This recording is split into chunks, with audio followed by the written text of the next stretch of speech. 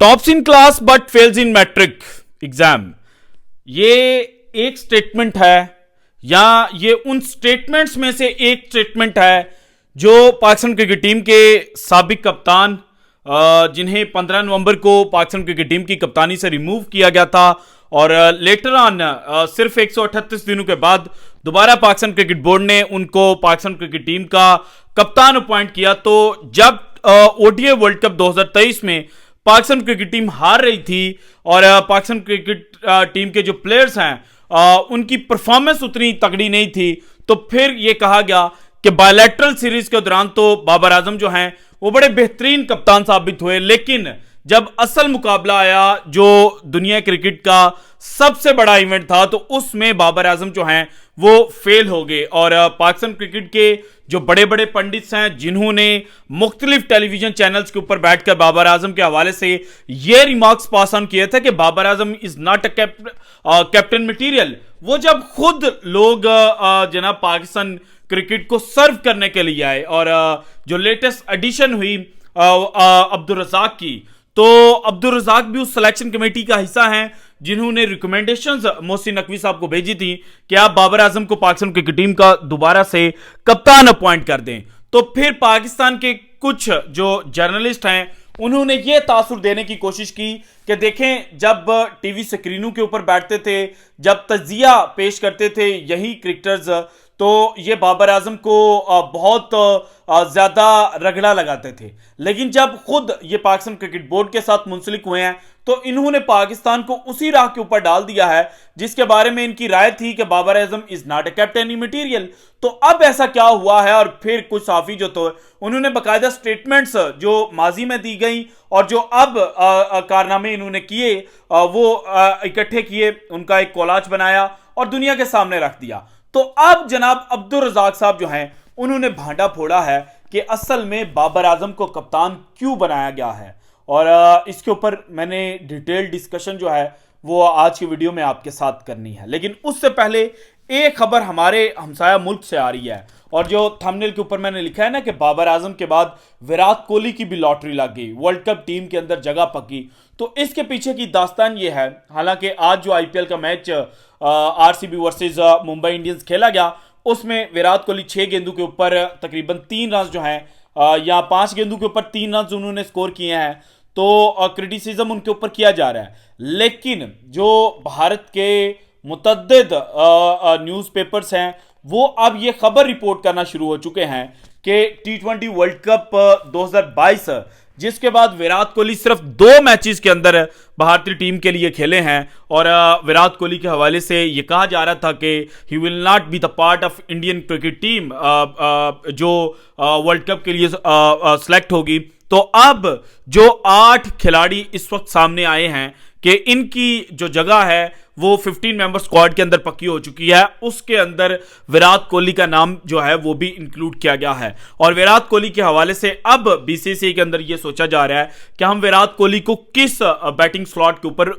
जो बैटिंग है वो करवाएं, और 2 जो स्लॉट्स हैं वो इस वक्त अंडर डिस्कशन है। एक तो रोहित शर्मा के साथ एज एन ओपनर, और साथ ही विराट कोहली जो है उनको रोल दिया जाएगा कि आपने अटैकिंग क्रिकेट खेलनी है, जिस तरह की रोहित शर्मा अटैकिंग क्रिकेट खेलेंगे उसी तरह की जो अटैकिंग क्रिकेट है वो आपने खेलनी है। और दूसरा जो विराट कोहली का रेगुलर नंबर है, नंबर 3 टी20 क्रिकेट के अंदर, उसके ऊपर भी डिस्कशन की जा रही है कि अगर विराट कोहली को नंबर 3 के ऊपर बैटिंग करवाई जाए और रोहित शर्मा के साथ जो ओपनर है वो शुभमन गिल या यशस्वी जायसवाल कर ले तो फिर भारत के पास ऑप्शंस किस तरह से बनते हैं। सो ये 2 चीजें इस वक्त जो बैटिंग स्लॉट है उसको लेकर डिस्कशन चल रही है, और जो जगह की बात थी उसके हवाले से इनसाइड रिपोर्ट ने भी ये खबर पेश की है कि विराट कोहली की जो जगह है वो पक्की हो चुकी है। और इंडियन टीम के अंदर जो खिलाड़ी सर्टेन हैं यानी कि जिनकी जगह पक्की समझी जा रही है इस वक्त, उनमें ऑब्वियस चॉइस भारतीय कप्तान रोहित शर्मा हैं, देन विराट कोहली दूसरे नंबर के ऊपर, then Surya Kumar Yadav hard hitter middle order बड़े तगड़े बैट्समैन हैं, उसके बाद हार्दिक पांड्या अगर किसी भी टीम के अंदर हैं तो जिस तरह की एबिलिटीज इनके पास हैं तो हर टीम इनको आंखों के ऊपर पट्टी बांधकर जो इनिशियल स्क्वाड है उसके अंदर रखेगा। उसके बाद जसप्रीत बुमराह बेहतरीन बॉलर हैं, हालांकि उनके हवाले से पिछले दिनों एक कंट्रोवर्सी भी पैदा हुई बाबर आजम की स्टेटमेंट को लेकर। हर किसी ने अपनी मर्जी के जो अल्फाज हैं वो बाबर आजम की स्टेटमेंट को पहनाए थे। तो जसप्रीत बुमराह भी ऑब्वियस चॉइस हैं। देन रिंकू सिंह ने जो 5 छक्के पिछले साल आईपीएल के अंदर लगाए थे, और उसके बाद जब इनको टीम के अंदर जगह मिली तो हर जगह पे जहां जहां पे भारतीय टीम को इनकी जरूरत महसूस हुई वहां वहां पे इन्होंने परफॉर्म किया। तो रिंकू सिंह भी ऑब्वियस चॉइस हैं। Then Kuldeep Yadav mystery spinner है, वो भी इंडियन टीम का हिस्सा होंगे। और रविंद्र जडेजा जो हैं उनके हवाले से भी ये कहा जा रहा है कि he will be the part of Indian team. जबकि ऋषभ पंत जिस तरह से उन्होंने इस आईपीएल सीजन के अंदर वापसी की है, हालांकि उनका जिस तरह का एक्सीडेंट हुआ था तो ये नहीं एक्सपेक्ट किया जा रहा था कि वो इतनी जल्दी रिकवर कर जाएंगे। और फिर कुछ जो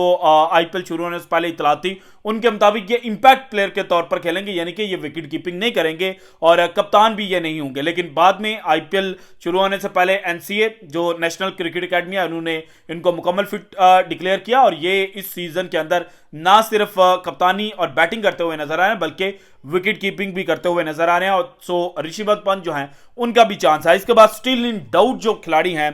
उनके हवाले से ये कहा जा रहा है कि मोहम्मद सिराज इंक्लूड किए जा सकते हैं, अक्षर पटेल, चाहल जो लेग स्पिनर हैं, देन यशवी जायसवाल, शुभमन गिल, शिवम दुबे, संजू सैमसन, रवि बिश्नोई, अर्शदीप सिंह, इनके ऊपर डाउट है। जबकि आउटसाइड चांस जिन खिलाड़ियों का है उनमें मयंक यादव है, देन जितेश शर्मा है, उसके बाद तिलक वर्मा है, मोहित शर्मा और केएल राहुल, इनका जनाब आउटसाइड चांस जो है उसके हवाले से डिस्कशन की जा रही है। अब बातें हैं जो स्टेटमेंट बाबर आजम के हवाले से अब्दुल रज़ाक ने दी या पाकिस्तान के बेशतर जो क्रिकेट एक्सपर्ट्स हैं उन्होंने दी, और अब जिस तरह से पाकिस्तान क्रिकेट टीम की कप्तानी दोबारा बाबर आजम को सौंपी गई तो उसके बाद जो एक नया हवा क्रिएट करने की कोशिश की कुछ जर्नलिस्ट, कुछ सहाफ़ी कम्युनिटी से ताल्लुक़ रखने वाले लोग जो हैं उन्होंने ये बातें की और फिर अब्दुल रज़ाक को ट्रोल किया गया। तो इस ट्रोलिंग के बाद अब्दुल रज़ाक ने जो प्रेस कॉन्फ्रेंस की थी जब पाकिस्तान क्रिकेट टीम का अनाउंसमेंट हुई न्यूजीलैंड सीरीज के लिए, तो वहां पे उन्होंने फिर बताया कि जब आप एक्चुअल में काम करना शुरू करते हैं तो आपके सामने चीजें डिफरेंट नजर आती हैं। जब आप एनालिसिस दे रहे होते हो तो आपको चीजें डिफरेंट नजर आ रही होती हैं, लेकिन जब आप काम करना शुरू करते हो उन लोगों के साथ तो फिर आपको असल हकीकत जो है उसका अंदाजा होता है। तो अब जो ये स्टेटमेंट है इससे दो चीजें अखज़ की जा सकती हैं। एक तो यह है कि जब अब्दुल रज़ाक और वहाब रियाज जैसे बड़े नाम जो हैं वो आकर पाकिस्तान क्रिकेट बोर्ड के साथ मुंसलिक हुए, उन्होंने खिलाड़ियों को देखा तो उन्होंने शायद ये समझा कि ये जो पाकिस्तान को शिकस्त मिली थी ओडीआई वर्ल्ड कप 2023 में, इसके पीछे मेन कंसर्न या मेन रीजन बाबर आजम की कप्तानी नहीं थी, बल्कि खिलाड़ी शायद यकजान होकर नहीं खेल रहे थे या खिलाड़ी जो थे वो परफॉर्म नहीं दे पा रहे थे और परफॉर्मेंस नहीं कर पा रहे थे, तो इस वजह से बाबर आजम जो हैं वो टीम को फतवात नहीं दिलवा सके। जबकि दूसरी जो रीजन है, जो मेरे नजदीक सबसे ज्यादा वैलिड रीजन है, जो मुझे लगता है जिसके हवाले से मैंने बेशतर वीडियोस के अंदर आपके सामने जो फैक्ट्स हैं वो पेश किए थे, वो ये है कि इस वक्त पाकिस्तान क्रिकेट टीम के पास जितना भी पूल ऑफ टैलेंट है उसमें जो सबसे बेहतरीन टैलेंट है वो बाबर आजम का है। जबकि टी20 वर्ल्ड कप 2024 जिसको खास तौर पर जहन में रखकर पाकिस्तान क्रिकेट टीम ने व्हाइट बॉल फॉर्मेट का कप्तान चेंज किया है, तो इस वर्ल्ड कप में जो एक ऑब्वियस चॉइस है पाकिस्तान के पास वो बाबर आजम है, क्योंकि बाबर आजम अच्छे स्ट्राइक रेट के साथ 135 140 तक के साथ इस वक्त जो 2024 का सीजन है उसमें बैटिंग करते हुए नजर आ रहे हैं, जबकि इनका जो एवरेज है वो भी ऑलमोस्ट 50 का है। सो एक खिलाड़ी जो 135 से अबव के स्ट्राइक रेट के साथ बैटिंग कर रहा है प्लस 50 की उसकी एवरेज है, सो ऑब्वियसली हर टीम चाहेगी कि ये हमारी टीम के लिए खेले। सो चूंकि बाबर आजम एक वाहिद शख्स थे जो आंखों पर पट्टी बंद करके भी टीम के अंदर स्लॉट इन किए जा सकते थे, इस वजह से बाबर आजम को कप्तानी जो है वो पाकिस्तान क्रिकेट बोर्ड ने वापस दी है। और ये पाकिस्तान क्रिकेट बोर्ड ने कोई एहसान नहीं किया बाबर आजम पे, बल्कि बाबर आजम जो है वो वाहिद ऑप्शन थे जो पाकिस्तान क्रिकेट को आगे लेकर बढ़ सकते थे। जबकि मोहम्मद रिजवान की बात की जाए, बेहतरीन चलाक दिमाग समझे जाने रखने वाले कप्तान के तौर पर जाने जाते हैं, लेकिन उनकी जो टीम के अंदर स्लॉट है उसके आगे भी एक क्वेश्चन मार्क है। उसके अलावा शाहीन शाह अफरीदी, इनकी बात की जाए जो जनवरी के अंदर न्यूजीलैंड के खिलाफ पाकिस्तान क्रिकेट टीम की कप्तानी कर चुके हैं। सो शाहीन के साथ भी इशू ये था कि मोहम्मद आमिर और इमाद मुराद वसीम की वापसी के बाद शाहीन जो है उनकी जो टीम के अंदर जगह है उसके आगे भी एक क्वेश्चन मार्क जो है वो लग चुका था। सो इसलिए पाकिस्तान क्रिकेट बोर्ड ने ये फैसला किया है और अब्दुल रज़ाक को भी अब समझ आ गई है कि पाकिस्तान में कप्तान होना या ना होना इतना मैटर नहीं करता, बल्कि एक बेहतरीन प्लेयर होना ज़्यादा मैटर करता है। अगर आप बेहतरीन प्लेयर होंगे, आपकी टीम के अंदर जगह बनेंगी, तो देन ऑब्वियसली आप कप्तान बनने के सबसे ज़्यादा हकदार समझे जाते हैं। और अगर आपकी टीम के अंदर जगह ही नहीं बनती तो फिर आप सिर्फ कप्तानी करने के लिए तो नहीं खेलेंगे। टीम 10 खिलाड़ियों के साथ तो मैदान में नहीं उतर सकती, या 10 खिलाड़ी और एक जनाब आपके पास इंजर्ड प्लेयर हो, तो इस तरह से तो नहीं होता। तो इसी वजह से जो बाबर आजम है उनको कप्तान मेरे नज़दीक जो है वो बनाया गया, जबकि अब्दुल रज़ाक ने कहा कि दूर के ढोल जो है वो सुहाने नजर आते हैं। जो उन्होंने स्टेटमेंट दी उससे यही चीज़ जो है वो अखज़ की जा सकती है। So this is it from today's episode. अगर आपको वीडियो पसंद है तो लाइक कीजिएगा, ज़्यादा से ज़्यादा शेयर कीजिएगा, अपनी कीमती राय का इजहार लाजमी कीजिएगा, और अगर आपने अभी तक चैनल को सब्सक्राइब नहीं किया तो कर दें। शुक्रिया, अल्लाह हाफिज़।